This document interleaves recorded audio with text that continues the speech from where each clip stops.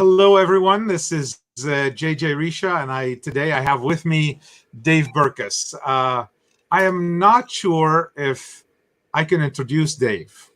So Dave is one of those people that it's if you don't know who he is, you got to know who he is. And from my side, he's been a great mentor and a great person to know. And he is one of the early TCA, as he called it, first class of TCA when they started founding the organization. So before I let him introduce himself, I'm just going to talk a little bit about the program today and tell you what it's all about. So the program is about an hour. After the introductions, we'll go into open discussions. We have a great subject today, which I don't think a lot of people know how important that is. It's about building boards for your organization, for your startup. Second is we'll go into an open Q&A. So all you have to do is just ask questions. So inside the YouTube chat, just start asking questions, and I will see them in the chat. And then as soon as the questions come in, I will weave them in on the screen so Dave can answer them. So don't wait till the end. Just start asking questions as we start going. If there is any question that is really urgent and we don't get to, you can always email it to pvinfo@bismalventures.com, and then I can always forward it to Dave. So the purpose of what we're trying to do is we've been doing this for a few months, live streaming to help startups, entrepreneurs, and the ecosystem understand really what it takes to navigate the community, what it takes to really start, build, grow, and sell a company. It takes a lot to do this. It's not easy. If you think it's easy, don't do it. So we're going to bring on board people similar to Dave, thought leaders, serial entrepreneurs, movers and shakers in the community that really can help you navigate. So before we get started, I just want to basically talk a little bit about Bismal Ventures and what we do. Bismal Ventures is a venture firm, and also we have a software development arm, and we are also an accelerator and a venture studio. So a little bit of a unique combination. So we help businesses with their business needs. We also invest resources, including cash and services, into our portfolio companies. We develop software if they need that. We facilitate funding through our network of angel groups and investors that we know.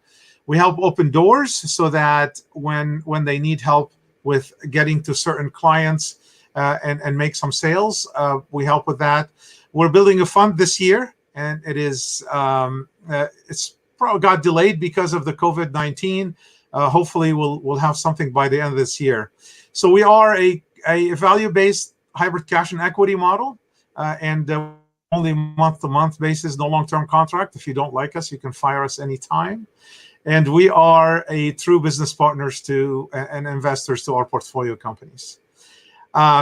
Dave, thank you for being here today. Before I ask you to introduce yourself, I want to remind our viewers that if you have not subscribed to our YouTube channel, please do it right now, and also follow us on social media. Dave, thank you for coming, and please tell us and tell the viewers who Dave Berkus is. Well, thank you, JJ. I can do this, I think, with a shared screen as easily as anything else. Let's see if it works. All right. Let's do this one and see what happens. No. Okay, here we go. I'll add it. There you go. Okay. Let me try one more thing here. No problem. No, forget the shared screen. It doesn't seem to be working. So let me change the shared screen. It's on. I can stop it. You can change the screen if you want, or I can remove it. Yeah, I removed it. So let's remove it. 63 years ago, and that's a long time ago, when I was 15 years old, in 1957, I formed my first company as a junior in high school, and it manufactured vinyl records for schools and colleges all over the country. It put me through college.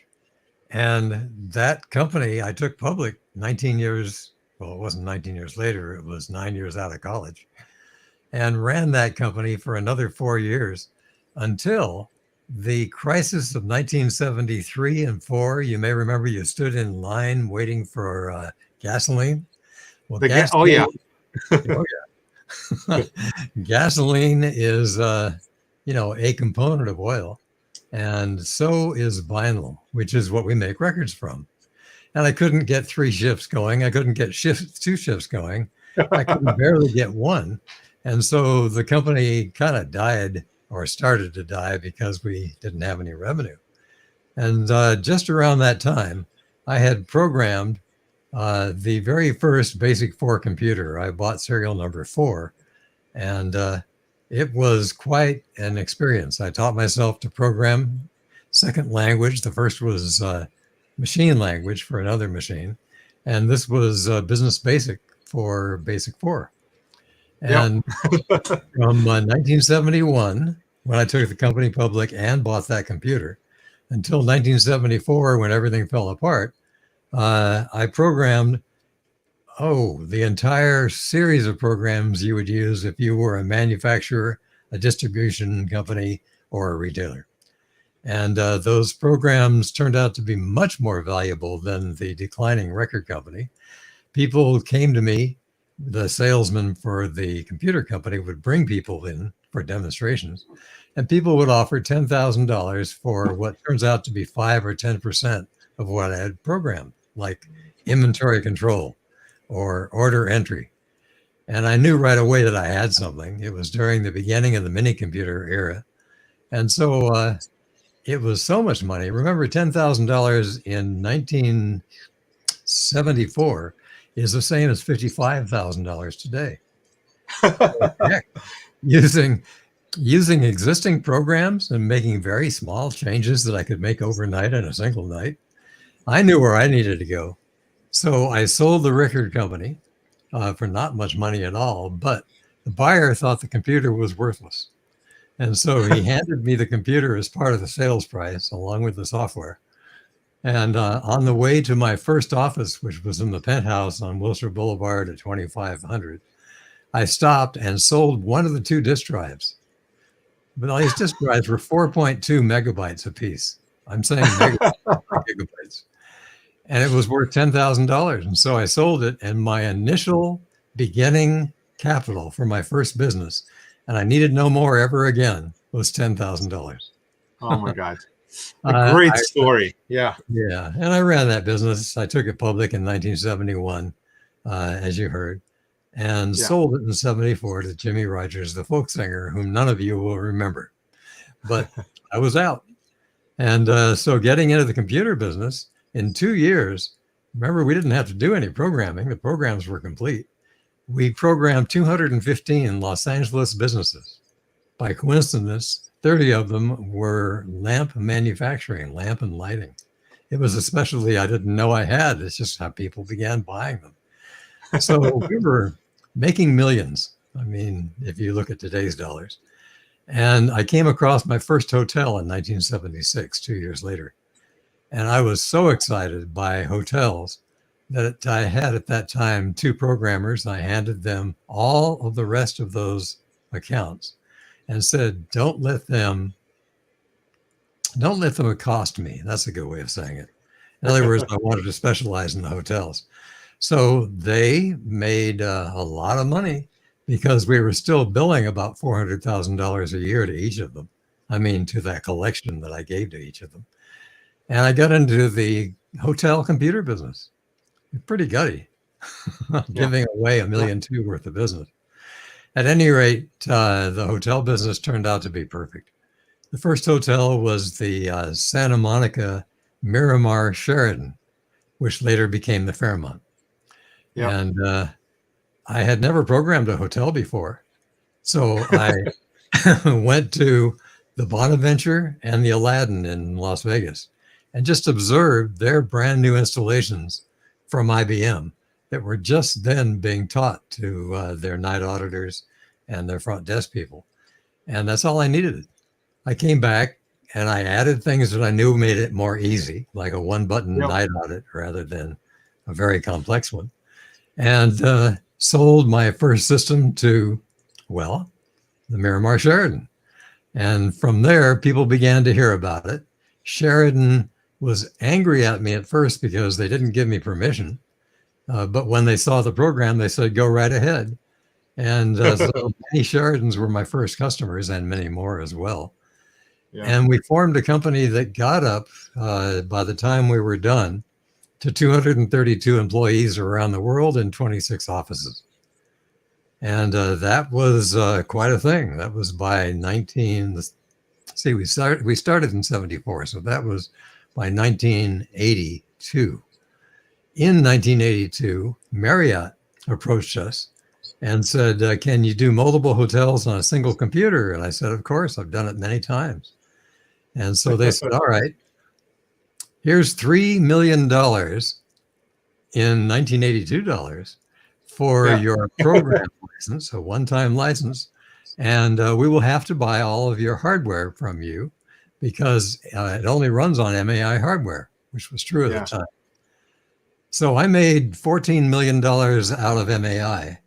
And the end of that story is 38 years later today, MAI, I take it back. Marriott is still using this in 2,200 of its hotels. Oh my God, that's a great story. And so I sold the company back to MAI, the hardware company, in 1990 before I realized that I could have made $1 billion out of Marriott by just charging maintenance. And I moved on. And moving on meant, at that point, getting into the angel investment business way early. So early in 1993, when I really began this professionally, so early that no one knew the name. And so I called it Resource Capital. No one knew that name, but it was a name. So I approached Barbara Cam, the vice president of Silicon Valley Bank. And I said, give me you're tired, you're poor, right from the Statue of Liberty. And what I meant to say was, you say no to a lot of accounts who are really just not quite there yet. But they will be if they get a little larger. They need help. Yeah. And so anyway, I started investing in those companies because I got a deal flow from her.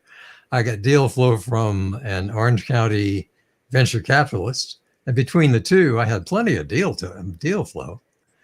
And it was 6 months later that Bob Kelly of ABL and I wrote a book trying to explain what resource capital was. And that was kind of nice because it was easy to do for us. We had already written the book, or at least outlined the book. And resource capital is, if you need it easy, it isn't just money. We were giving money and getting active with the businesses themselves. And so we gave them really helping them. Yes, helping them through. Yeah. We taught them how to use corporate time, which is different than individual time.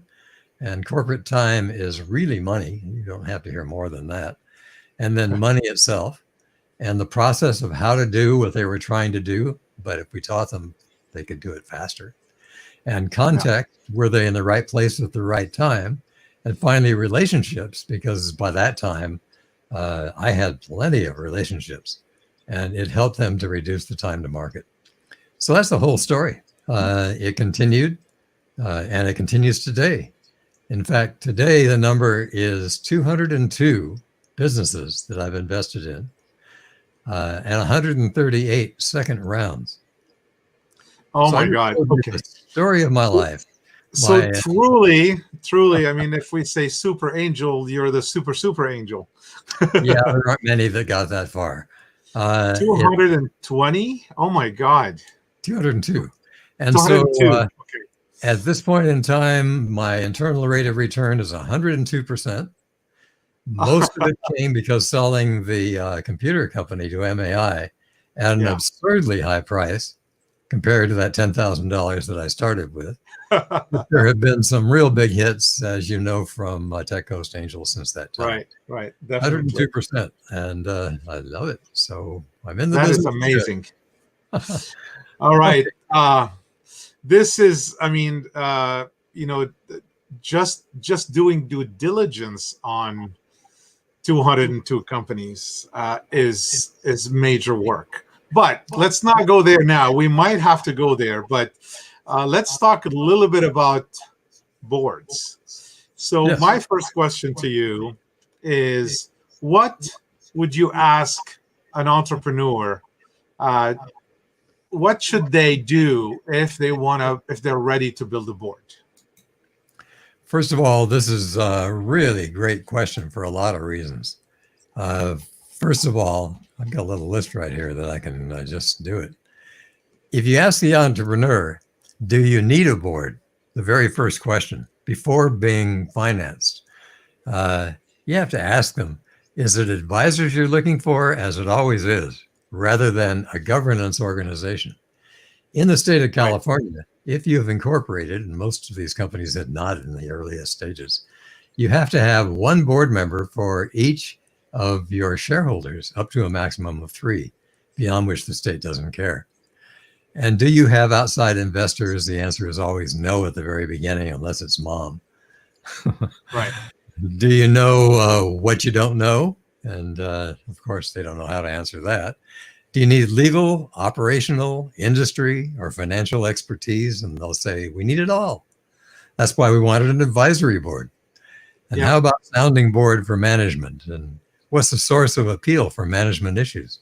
So those are the issues or the questions that you ask them. And they're very innocent answers that you get before the first funding. Yeah. So it's important that they know what they're trying to do. Are they really trying to build an advisory board, or they're trying to really build a board of directors? Because they are two different things. Or like you said, are you trying to build a sounding board for management, which is another thing that's a completely different thing. So that's important to know what they're looking for. All right. Another question for you is there a legal requirement that a corporation in California or in Delaware or wherever, is there a legal requirement that they need to have a board? It's a must? California. That was the one where one for each shareholder, up to 3. Delaware, no. And so there are states that do and states that don't. The ones that don't are the ones that usually have no tax. Wyoming, Nevada, Nevada, Texas. Right. Yeah. Okay, so for a corporation, some of them required, some of them are not. What about an LLC? Do they require a board, or LLCs are a different animal? LLCs do not, because they're pass-through entities, as are S corps. And S corps do require a board because they are corporations and have shareholders, even if it's pass-through. But for some reason, California does not require a board for an LLC or an LLP or all the other variations. Okay. So, but regardless if it's an S or a C, it's required. Yes. For a corporation. Sure. Okay. Mm-hmm. And by the way, once you get your first investment, it's rare for the investor to allow you to continue as an LLC. Once in the life of a company, meaning an LLC in this case, you can change to a C corp for no penalty at all. In other words, you're not taxed and on the earnings that you may have retained or anything. So it's a very flexible system. You know, I'm glad you brought that up, Dave, because there's also another question where you and I talked about this years ago, and I think it would be great for the audience to hear. And that is, why do investors like to invest in C? What is the tax benefit for them? It is the investor who drives you to a C more than it is the entrepreneur. And the reason is, a C corp has some advantages that the government put into the C Corp rules, which made it much more advantageous for the investor. And here they come. Number one is Rule 1202, which says if you have invested $25,000 in a company and the company is worth $1 million to you when it finally sells, that difference between 25,000 and $1 million, up to 10 million total, so be careful, is completely tax-free. Now, I've taken advantage of that several times, and it is wonderful to report to the government that you just made $1 million and there is no tax on it. Yeah. That's number one. Number two, Rule 1244. This is the one for the investor. If you lose everything because the company goes bankrupt or in the hole, then when the company closes, you can write off your investment against ordinary income. Ordinary. That's big deal. Yeah. Giant deal. So there are some other two, like 1045, where you can exchange your profits for somebody else's corporation investment. And is that like a 1031 exchange? Yeah, exactly. Okay. So those are the three that make the investors very happy to want to handle it that way. Wow, that's really important, because a lot of people ask, why can't you just invest in an LLC? Why can't you invest in an S corp? And from an investor standpoint, professional investing standpoint, those are great advantages for the investor. So that makes a lot of sense. So let me add to that before you go any further. Yeah. That if you invest in an LLC or an S corp and it's losing money, you're okay as an investor because the losses are passed through and you can use them against ordinary income. Yes. The second that company breaks even, you better go to a C corp. Because each of those companies that is now profitable is going to have to issue a dividend, which costs them twice. Dividends are 15% taxable, and then you're taxed at the same time. Well, that's two taxes on dividends for profits. And so you don't want to be profit at that point, because you're going to have to issue cash to your shareholders to pay them for their having to pay tax on the dividends. Yes, in an LLC, that's what you have to do. Yes. So, or an S corp. Or even an S corp. That's very true. Well, it depends on the operating agreement, but most operating agreement would have that in there. Oh, it's a government requirement. It is. I did not know that. So that's good to know. So, because by the way, even if you tax your LLC as a partnership, it's a partnership. So that's a pass-through K1. Yeah, you can't win. You can't win. Yeah. No, there you go. Okay. So this is a question from Lil. So I'm going to display it on the screen. And here it is. So Lil is saying, at very early stages for bootstrap businesses, which type of board should entrepreneurs seek? Advisory board, board of directors, or others? Absolutely an advisory board. Make a list of the things you don't know how to do well and find people who can do those things and are willing to spend a little time teaching you. This is not asking them to go out and be your chief salesperson. This is asking them to come to you and teach you the basics of sales or whatever it is that you need most. So that takes care of the advisory board. In other words, do it. The board of directors. Your risk in establishing a board of directors for the first time is greater than you think. And yet, if you haven't taken an investment yet, let me ask you a couple of questions, or at least say what the board can do. A board can actually hire and fire you. And that's a little difficult, even though you may still. A little bit too risky, right? Yeah. The board can influence and control your strategy, and you don't want that unless the board is very cohesive. A board can withhold approvals for funding acquisitions and support of management's vision. And there's a risk of misalignment between the board and management. Now, that doesn't happen very often, but I just gave you all the negatives. about why not to establish a board before you actually get your first dollar. Yep. Okay.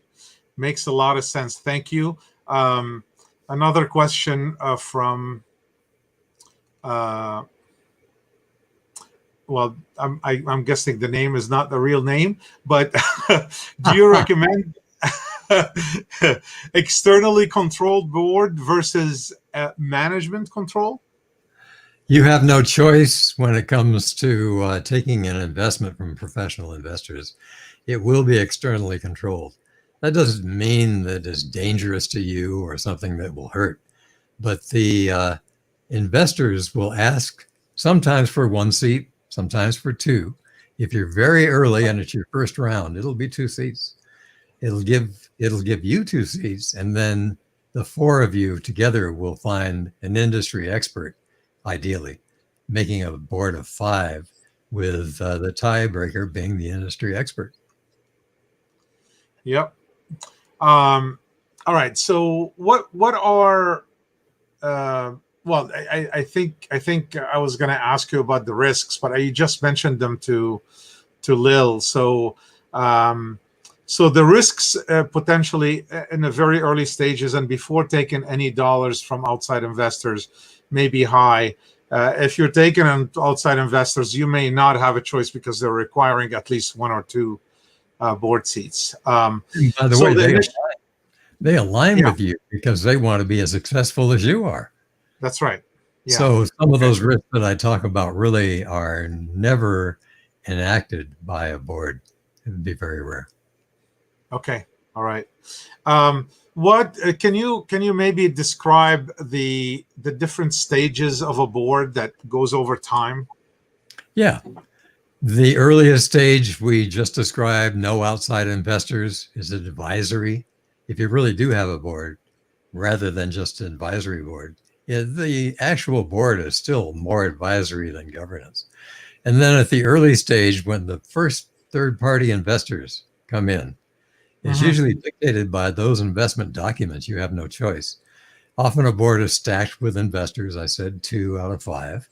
Yeah. And it needs balance, management, investors, and industry talent. So I think I covered that. And then there is the mid stage, which we haven't talked about, and that's the venture round. And early investors are sometimes pushed off the board. It's a risk that is not common, but has happened. And there's more care necessary to keep the balance. I have lots of stories. I'll tell one, can I? Oh, please. One San Diego stories, right? San Diego company was truly a garage-based company. They manufactured their product in the garage at first. And Bill Reichert and I, Garage Ventures was Bill Reichert's name, and I came on this board. I led the deal. Bill came on because, first of all, it was a great investment, but second of all, it was Garage Company and Garage Technology Ventures. And we came on and we attracted, I can't name the major venture capital company, but you'll know it. It's one of the 4 very top venture capital companies you hear daily. Okay. Yeah. Invested $5 million, and one of its partners came on board. And 3 months afterwards, after silence, the guy really didn't talk at all. He spoke up and said, I don't think you guys are doing it right. We were at break even in the hotel industry and doubling sales every year. And he said, you're not doing it right. You ought to really position this product for the Fortune 50. And tell you what, if you go offline, stop selling, and do nothing but develop this new product for the Fortune 50, our venture company, will guarantee that we will then give you enough money to do all you have to do in the way of marketing it. Oh my God. So Bill and I sat silently listening to this other venture capitalist whom we know had more power than we had by a darn sight. 6 months later, the management showed us a prototype that worked beautifully. It could have been sold and done the job. And I remember the words this was years ago, but I remember the words. He said, my partners have voted not to put any more money in this company. Oh my God. The company went broke.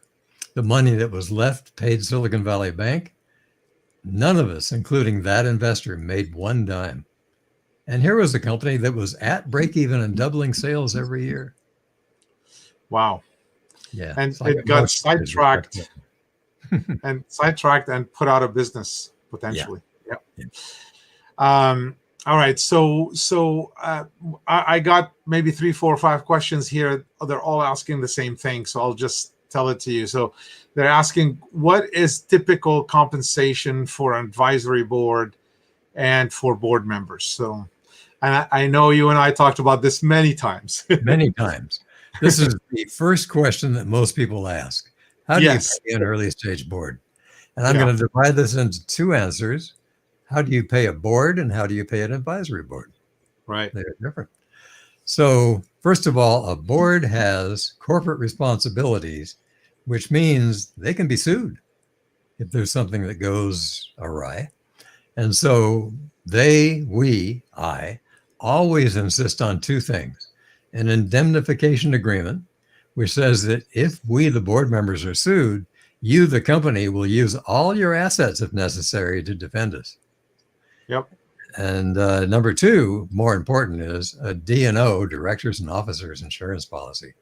Today, the average has risen because of all the risk to about $6,000 for the first $1 million, $7,000 for a $2 million policy. Used to be $4,000. And we insist on that as an annual fee because it protects everybody, including the entrepreneur and management. Yep. So there's a big one. So that doesn't explain how they're paid. It explains how we're protected. First of all, cash would be great. We would love to have cash. None of these companies can afford to give the board cash. So let's kind of put that one aside. Stock grants, a grant of stock creates a taxable event. Never thought of that, did you? Somebody gives us 0.5% to 1% of a corporation. Corporation is worth $10 million. 1% is 10,000. That's not a lot of money, but we are taxed on $10,000 worth of nothing at that point.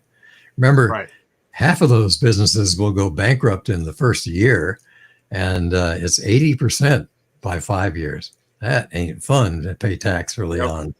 So we don't want that. Stock options are better. They align the board with management. And so here are the numbers that I developed 22 years ago that seem to have permeated the industry that everybody uses at this point now.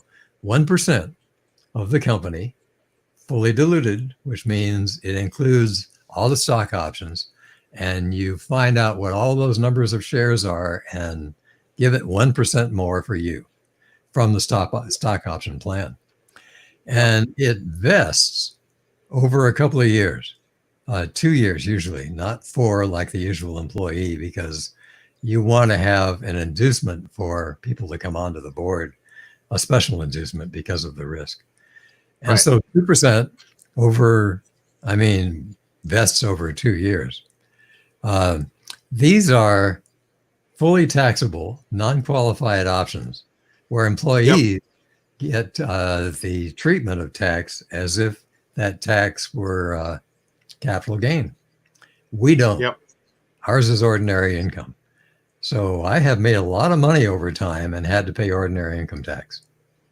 Often offset by losses from other companies, but it still is ordinary tax. And then you give to clarify this point, because not many people understand, and so there's non-qualified and there's qualified, and the non-qualified goes to the advisory board usually, or to the board, and the qualified cannot go to the board. It's mainly specifically to the employees of the company, and that's the law. So what do you have to give for that? Now I gave you what you got. You give one board meeting a month plus some phone time to help the CEO. You don't give much more, because then you become an advisor or at least a consultant, and you can charge, which is something you don't want to do and they don't want you to do. So they can overuse you by accident. So be careful. The chairman of the board does spend more time, usually as the lead director. That's a term we've used. Sometimes there is a chairman and a lead director, but for little larger corporations. And you add 0.5%. So now the chairman gets 1.5%. And I Okay. talked So just to clarify this again, they're being asked. So it's not 1% pool for all advisors. It's up to 2% per advisor over a 2 years period.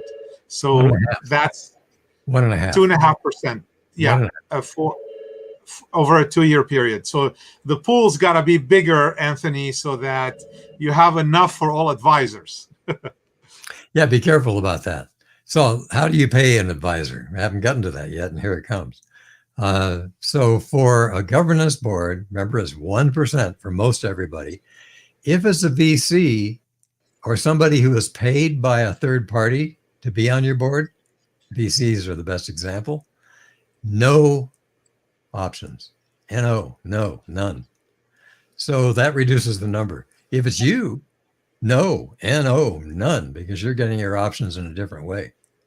So when you take a 5-member board, it may be only 2 of them that are paid with options, the angel investors. Yeah.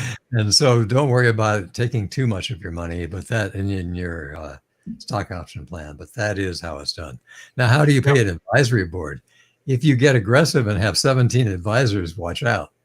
But if you have 4 or 5, you pay them all with stock options anyway. That's for standard service. And you pay them 0.25%, at the most 0.5% over that same 2 to 4 years worth of vesting. And these 2 are NSOs, non-qualified, as you just heard JJ tell you.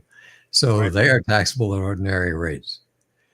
Yep. And they're expected, these advisors we're talking about, of making no more than 2 visits a year.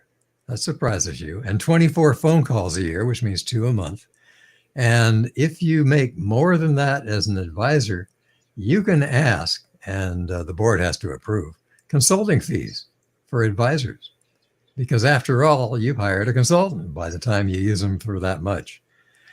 So it's okay to offer advisory board members observer rights at a board meeting. I've done that many, many times because they appreciate what I do for them. And I consider that some of the time that I give as an advisor. I am an advisor at this point to 17 boards. I'm on 9 boards, and I'm chairman at this point of 6 of them. It's difficult to juggle all of that, I got to tell you. That's an understatement. Very difficult to do. Okay, so these are basics. Compensations, but there's a lot of other variations. I mean, I've seen tons of different variations, but these are basic guidelines. They're not set in stone, but that's maybe what someone should start with at least. Because I've seen a board of a more mature company, not a startup, been around for a long time, and they pay me $1,000 a month plus 300,000 shares, and so every month, a couple of them like that. No, we're all talking about startups in early stage right now. Right, it becomes different, but and any also on the early stage, I have seen different variations of what you just talked about as well. All right, so how so that this is kind of hard to ask, right? And answer is, how can someone find a good board member or the right board member for their company? Okay, this is a little tough. First of all, it may not be your responsibility, surprise. If you happen to have been funded by the Tech Coast Angels or any of the other major angel groups, the person who led the deal will ordinarily be the person who goes on the board. The person who led the deal is the one most interested in your company and often has information about you and your industry. So that's one of the people you'd like to have. He or she will drag along another person from Tech Coast Angels who fits. And since we're 450 strong, finding another person isn't as hard as you think. So that's 2. Now, your venture capitalists who come along, they're going to have some expertise. You got to give them a lot of credit for that. That's what they do. And then we all pick the head of General Motors to be your fifth person. Or somebody. Yeah. Somebody Yeah. All right. So I guess this is also maybe a difficult question to answer, but how does a founder maintain a balance of the board? That's a big one. So first of all, it would be nice if the founder retains the chairmanship, and it happens often. Yeah. And sometimes the founder says, okay, sure, to the first investor, the lead, go ahead and be the chairman. And they say that to me and I do it. But the founder as chairman is one to control the meeting. First of all, the agenda, that's important. Second of all, the people who speak. There is often a bully on the board. And there's often one. Yeah. And if you don't control the bully by saying off site, so you don't say this in front of all the rest of the people, you're monopolizing far too much of the time, and it's preventing other people from talking. I really have to look at you when you start to talk to remind you that you better not dominate this meeting. Yeah. And there are ways of getting that person off the board in many cases, unless the person's the VC. In which case, contract. I've gotten people off the boards who were VCs and found another VC in the same firm, but it leaves a little sour taste that I have to live with every time we find a future investment for that company. Yeah. So not necessarily the best. How do you control the board? By being a group of cohesive members with a common cause.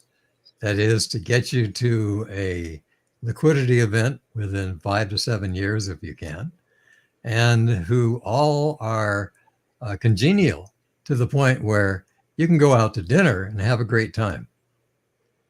And if you can't do that, that's a good test. If you can't do that, then you may have somehow assembled the wrong board. So this is just similar to basically finding a partner. If you can't go to dinner with them and know their family and you like each other, it's like a marriage, and it's hard to get people off a board, especially like you said, with VCs. They have a lot more contingencies associated with that. That's right. All right, so that leads me to my next question, and that is, what are the duties of a board? I mean, what are they supposed to do? Are they supposed to help you grow and scale and go big and sell, or are they there just to control you? Okay. Give me a second. I had a slide. The duties of the board are, number one, to protect the company. And so there's the duty of care, and there is the duty of, duty of care, and there's another duty, I'll come for a moment, that are legal duties. And the focus of these two duties are to protect the company, not the shareholders. I know you will always hear from people saying the board is here to protect the shareholders. Not true. And so if there's something that happens and the company has been attacked and the shareholders have to worry about whether or not their money is going to go down the hole, it is the duty of every single board member. That means you and the VC and the angel investors to protect the company with all your resources. That's a real surprise. That's number one. Number two is a unnamed duty, which is to help grow the company with all of the resources you have, not talking about adding money, but resources you named a while ago. And that is an important one because now you're cohesive, you're going for the right thing. And even though it's not a legal responsibility, if you don't have a board capable of doing that, you don't have a good board. Okay. All right. So what, if we were to talk about a board that you just described, where it has duties to protect the company and grow the company, what would you consider to be an effective board? Okay. So an effective board has a mindset. And the mindset is one that sometimes has to be taught to the board. It isn't natural. But there are three modes of board engagement. And the word engagement means people actually being at the board meeting instead of mentally being somewhere else, right? So they are very actively involved. And they are generic, strategic, and fiduciary. So take fiduciary first. Is what is about to be proposed or has just been proposed legal? Is it feasible? Is it affordable? Is it sustainable? All those are things that a CFO would ask if they were sitting in a board meeting. And so you as a board member have to ask them, because there is sometimes a CFO in a board meeting. We'll talk about how that can be done. And so fiduciary questions are really important. And then there are strategic questions. And I remember I talked about the 5 things you need to know. And one of those is, are we in the right place at the right time? So what's the competitive landscape look like? What's the PR impact of what you're about to decide to do? Does the idea move us toward our goal? Or is it too little value for too much money? Those are strategic, and they're pretty good questions. And there are probably a lot more too. And then finally, the one that you've never heard of before that are really important, and they're generative questions. I'm going to say the word again because you haven't heard it before. Generative. And these are, you ask, why will we do this? And what if this went wrong? Or what if it really was against the law? Or you could ask many what if questions. Yeah. And what are the alternatives? Oh boy. And is this idea on mission for the company? Those are generative questions that turn out to be the most important by far, and are often not asked by the board when a proposal is made. Yeah. Dave, I have to admit, this is a completely fascinating discussion. And I don't think many startups, even more mature startups, understand everything we're talking about today. I think it's a great discussion. So I'm so appreciative for your knowledge, wisdom, and expertise to bring to the community. This video will be available online for everybody to review, because I'm sure they're going to review many times. What kind of issues should a board focus on in general? As a board, what are the issues that they should focus on? If they have been funded, they made a pact with the people that put in the money. And the pact is, at some point in time, they can grow to a size where they're attractive to a strategic buyer, or maybe even just a financial buyer, depending on where they are in that process. Yep. Usually they have to be gross revenues of over $10 million before the financial buyer even gets interested. And then you'll get telephone calls that you better just refer to your chairman, because there are so many that will come that you'll be overwhelmed. But if you're a little under $10 million, you can still sell the company, of course. But that's a pretty strategic number. Important is if you get to 35 to 40 to 45 million, now you're in the sweet spot. This is gross revenue. And in the sweet spot, you can make many decisions, because there are going to be a lot of interested buyers. The first thing you would decide to do is to invite an investment banker, or at least review many and then select one, and have that person tell you what the process is and help you through the process. And that person will take anywhere from 2 to 6% for a company of that size, or up to 8% for a little company. And it's a really important thing to have. And so you, the board, are preparing for an exit if you've taken money. That's the bottom line. All right. So I know you love stories. And so So, talking about stories, first of all, if you have any more questions online, go ahead and ask them now, because we're coming up on about 10 minutes before the end of this broadcast. But tell us a story, maybe about a board that's gone bad.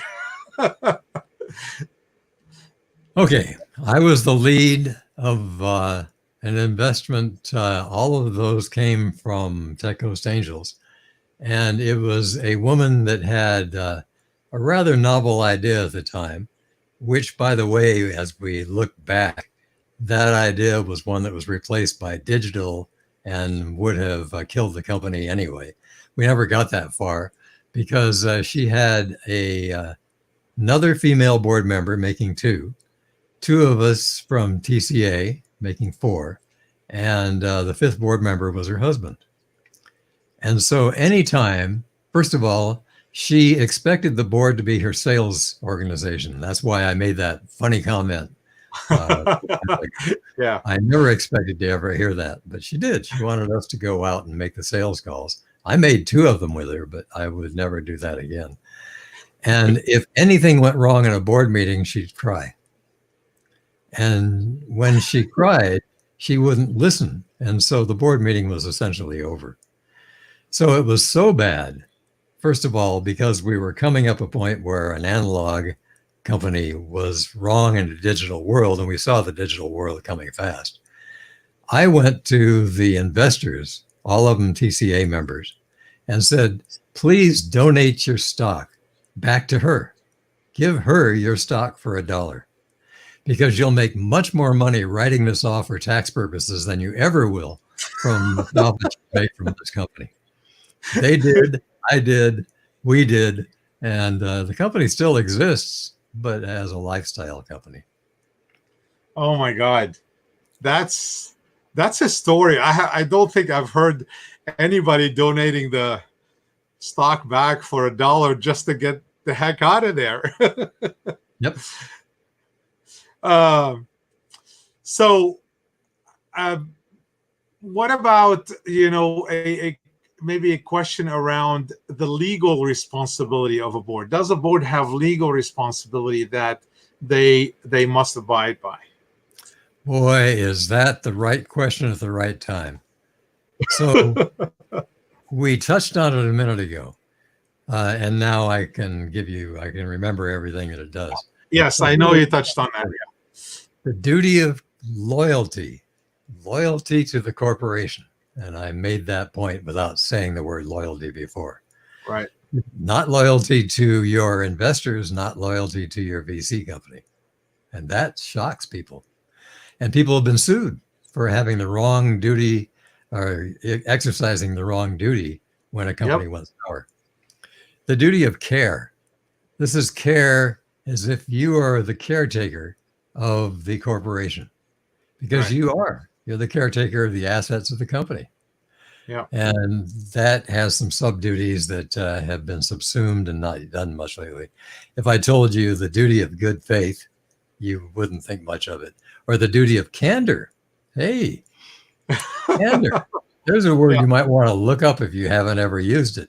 But it basically means that you ought to be forthcoming when you speak to the board members and not hold back a fact that you know that they don't. Candor. Yeah. And then sometimes there are two committees, audit and compensation, but not for tiny companies. So we'll let that one go. Okay. All right. So some people are asking about book recommendations. So I'm going to say that Dave, I'm going to advertise on behalf of Dave. So Thank you. Dave has a series of books. They're called Berkonomics. And I have 9 chapters in basic Berkonomics that I've contributed to Dave's book. Mm-hmm. And so maybe Dave, tell us a little bit about the other books that you have. I know you have one called Extending the Runway, right? Because I love that title. But tell us maybe some books that maybe talk about the boards, maybe aspiring board members. Okay, so I've written 14 books. And of those 14 books, Extending the Runway was the first. It was revised and published again. And Extending the Runway was the one where I got those 5 things that a venture capitalist or an angel really should give, rather than just money and walk away. So I advised that book. By the way, if you happen to be a pilot or want to be a pilot, that book is very much focused on examples between entrepreneurs and aviation pilots, and the good things the pilots do and the bad things the entrepreneurs do, and what they can learn. So it's a good book. Then I began the series of Berkonomics for one reason. I had been writing blogs, and the blogs, I know, to keep the attention of you when you read these things, have to be 300 words to 600 words and no more. Long blogs just don't get read, in my opinion. And it has to have a headline that attracts you to read those 300 or 600 words. So I began writing them, and at some point in time, I said, why don't I assemble these into the first book? And so that was the first book, the second book, the same. And now we're at 600 blogs. And yet you can read these things so fast that you can get the idea. You know, we talked about paying a board. Paying a board is 400 words in a blog. You can get that one pretty fast. And yet you get all the essence of what you need.